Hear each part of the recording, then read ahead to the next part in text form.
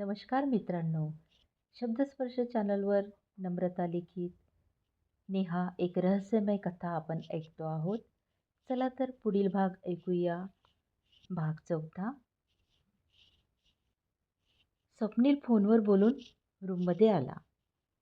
नेहाने विचारले, स्वप्नील काय कुठे होतात आणि असे चिंताग्रस्त का दिसताय? स्वप्नील म्हणाला, अगं काही नाही.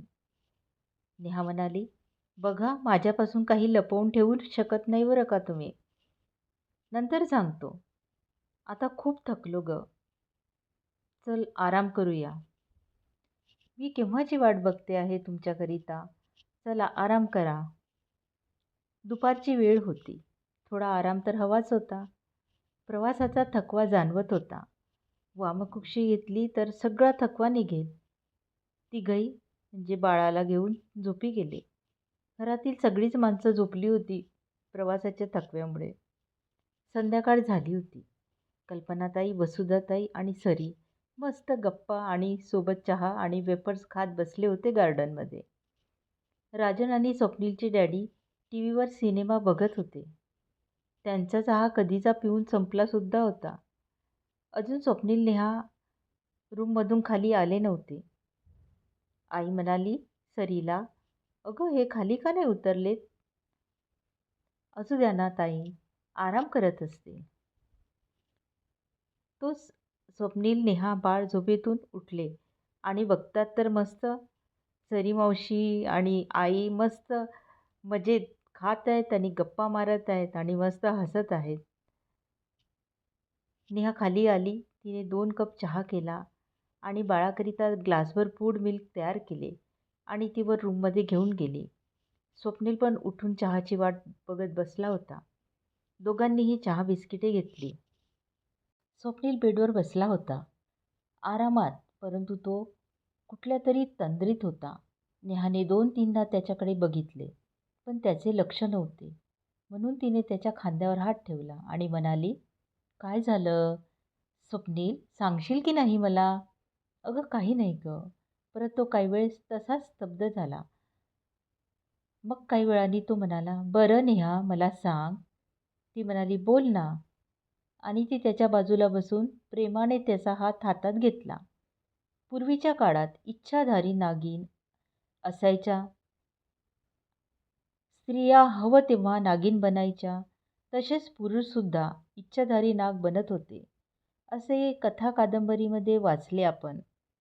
तर मला प्रश्न पडला आता, असं होऊ शकतं का आत्ता या काळात? नेहा म्हणाली, हा प्रश्न तुझ्या मनात आला कसा? आणि आत्ता शक्य आहे का ते? तुला याआधी मी काहीच सांगितलं नाही. काय? इतकं काय झालंय असं? आता मी तुला सांगतो. जंगलात सापडलेली माणसे मध्यरात्री अदृश्य होतात. ती जेव्हा अदृश्य होतात ना, तेव्हा त्या ठिकाणी सापांचा झुंड असतो. जर ही माणसं इच्छाधारी साप असतील तर नेहा? म्हणजे माझा विश्वास नाही ग, पण तू समजून घेऊया आपण, एक अंदाज लावूया.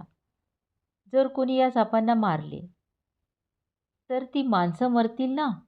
जर ती माणसं सापं असतील तर. अरे पण हे कसं शक्य आहे? असं कधी होतं का? काय सांगू तुला? सारखा हाच विचार माझ्या मनात येत आहे. एकतर मागे सांगितल्याप्रमाणे गुहेत सापांचं राज्य आहे आणि या माणसांच्या आज्ञेत आहेत ती सापं. म्हणून मला वाटलंय, असं होऊ शकतं का? त्यांना वाचवण्यासाठी परत गुहेत पाठवण्यासाठी प्रयत्न करायला हवा. स्वप्नील, यावर कोणी विश्वास ठेवणार नाही, पण त्या निर्दोष माणसांना काही व्हायला नको. मी बोलतो कमिशनर साहेबांशी. गरज पडल्यास मी जाऊन येतो स्वतः.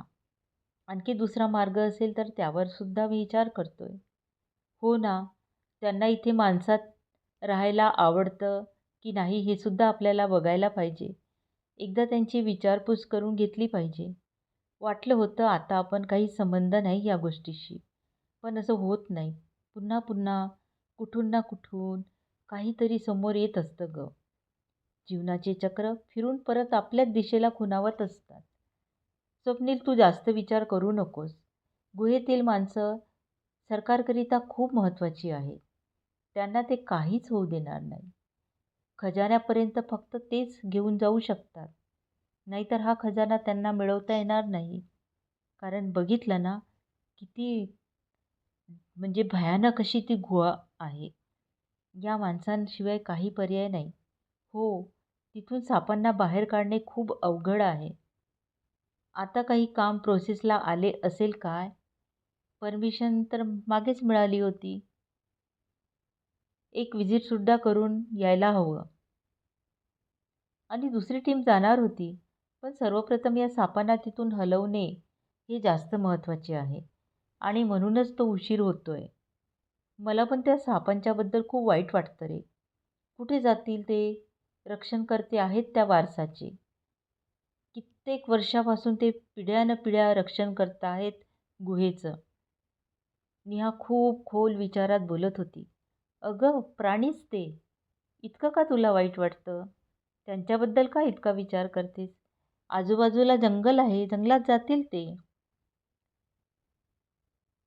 मला वाटतं सोडून द्यावं आता त्या गुहेतील खजान्याचे आणि रहस्याचे विषय. राहू द्यावं त्यांना, त्या सापांना तिथेच.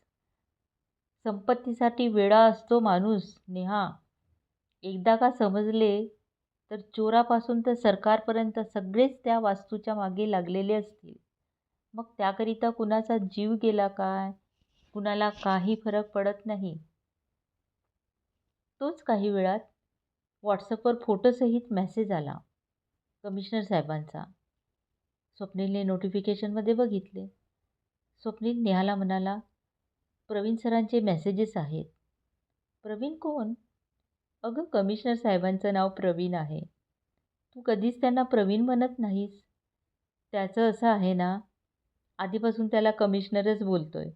म्हणून कधी त्याला नाव आणि कधी हाक देत नाहीत. चल ठीक आहे, मी बोलतो त्यांच्याशी. काय मेसेज केला त्यांनी?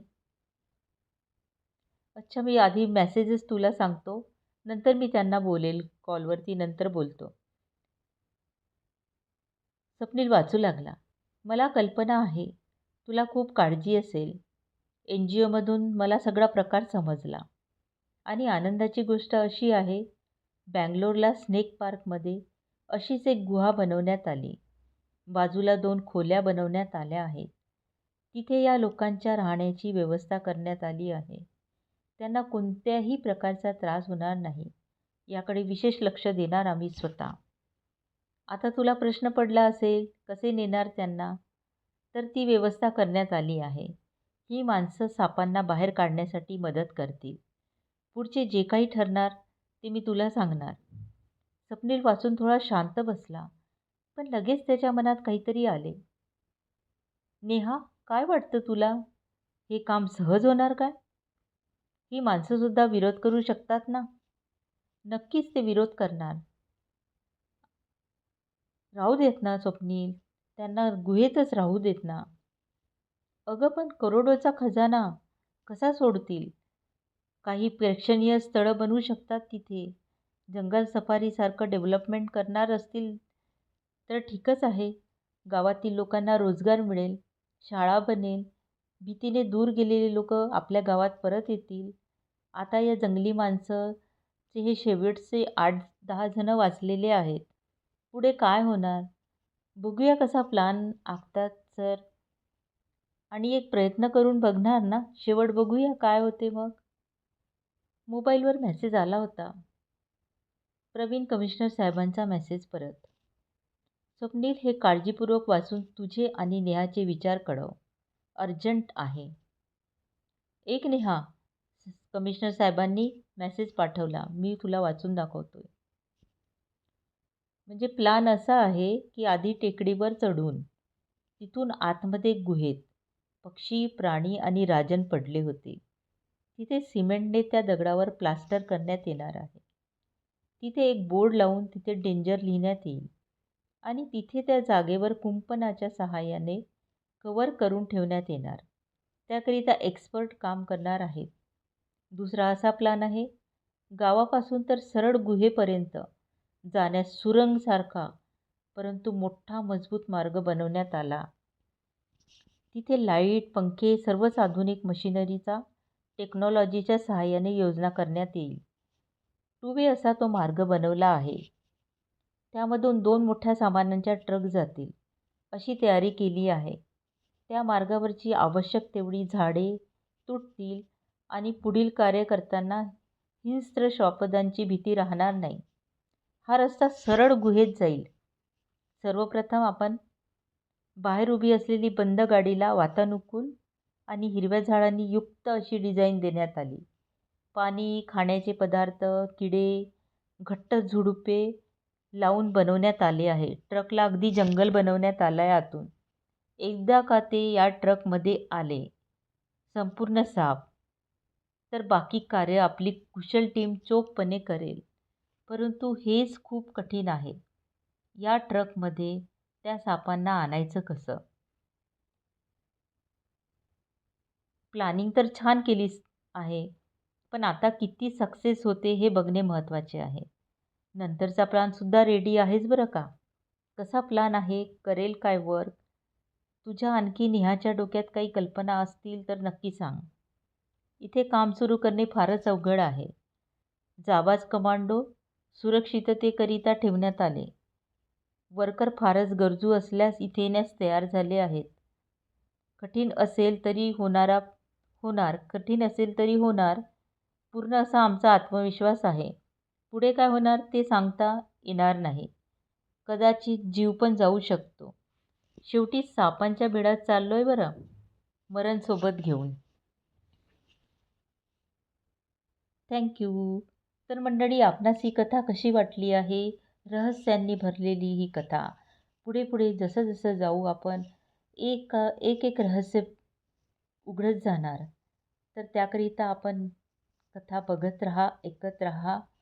आणि आपणास माझी कथा आवडली असेल तर नक्की लाईक करा, कॉमेंट करा. नमस्कार, धन्यवाद. तोपर्यंत स्वस्त रहा, मस्त रहा.